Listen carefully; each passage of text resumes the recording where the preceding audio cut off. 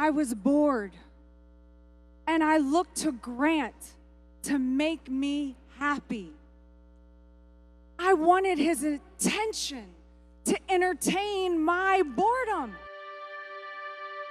It takes purpose and discipline to build an empire. Practice restraint. You fight over petty things.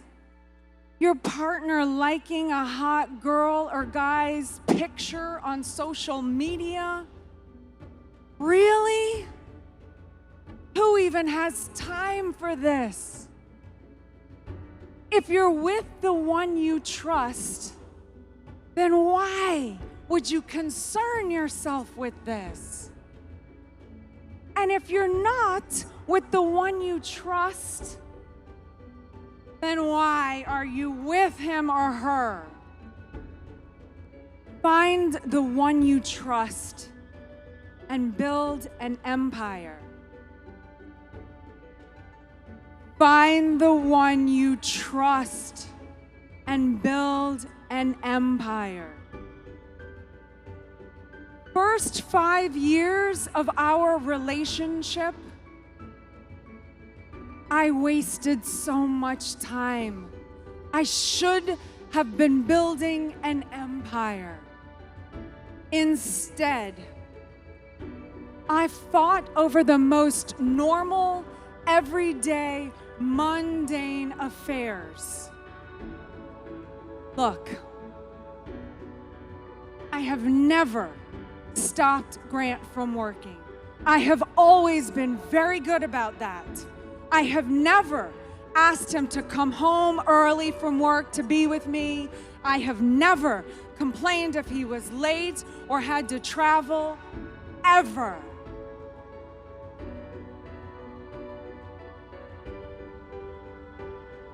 But I fought him over his recreational time. I wanted it all. But the guy would work 14 hours, and then when he came home, all he would want to do is play video games. Ladies, do you know what I'm talking about? Xbox over me? Played so much Xbox, he gambled and lost our SUV playing with his brother. Thank God it wasn't the Rolls. But seriously, why did it bother me so much?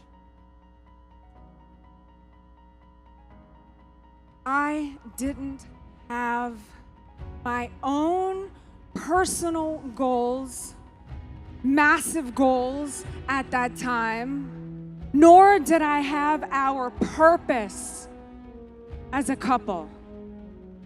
When you don't have your personal goals or your purpose, you will get bored in life, in your career, and especially in your marriage. I was bored, and I looked to Grant to make me happy. I wanted his attention to entertain my boredom, to fill a void that I wasn't fulfilling myself. That is not fair to do to someone. They will never be able to fill that void. You will always find something else wrong.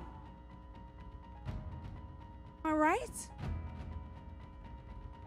It can't just be me. In the beginning of our marriage, I had all these preconceived ideas about the way things were supposed to be. And frankly, they were all very normal thoughts. But normal doesn't get you empires. I thought newlyweds, it's supposed to be this fairy tale, romantic, crazy, wild, dying to be with each other at all times. 24/7, 365. Can anyone relate? I soon found out it's not like that in my relationship. I had to let go of these fairy tale concepts that kept me small and figure out how to work with my partner in a coordinated effort in order to create true greatness.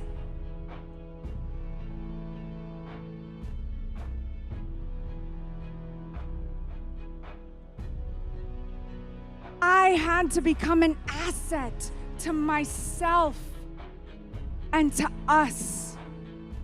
I had to figure out how I could contribute more instead of wanting more. It wasn't until the economic collapse occurred and our everyday lives were about to be destroyed that I figured out we had to be on the same team in order to survive. It was that instance that I figured out how to focus on our goals and began to actually build an empire and left the normal world behind.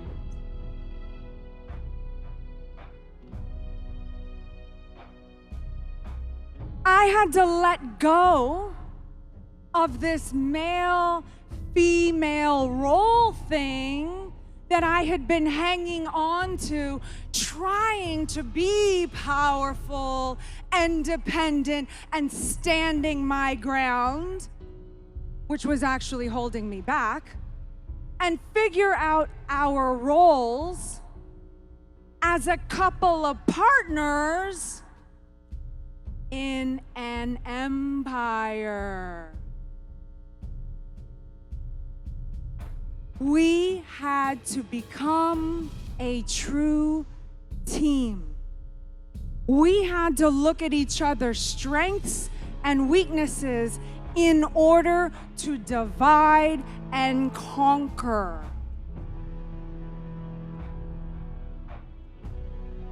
Once we were honest and real about the cold, hard facts about who brought what to the table, we could get to work. I could do anything at this point. I became free. I could make him a meal. Sounds like a joke, but I'm serious. I know this may sound insignificant, but this is the pettiness that I was used to dealing with. If he expected me to make him a meal, we would have a fight, because certainly I wasn't the type of woman that he thought was gonna serve him in the kitchen all day. I am not exaggerating. This was a real problem for me. But once we found our purpose and got on the same page, I no longer cared if I had to make the man I love a meal.